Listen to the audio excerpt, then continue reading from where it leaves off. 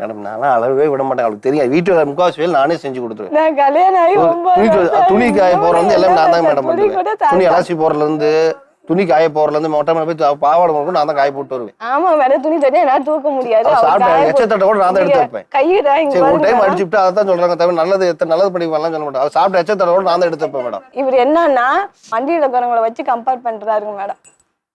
அவங்களாம் சம்பாதிக்கிறாங்களாம், குடிகார புருஷங்க கட்டிக்கிட்டு அவங்க சம்பாதிச்சு போறாங்களாம்.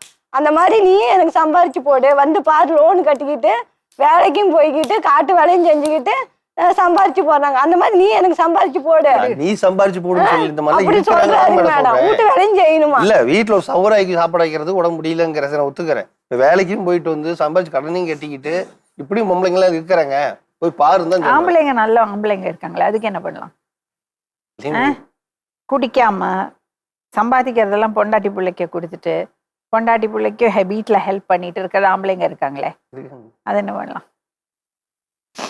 என் தம்பி உங்க துணி மாத்த முடியாது, அவங்க குறை மாத்த முடியாது.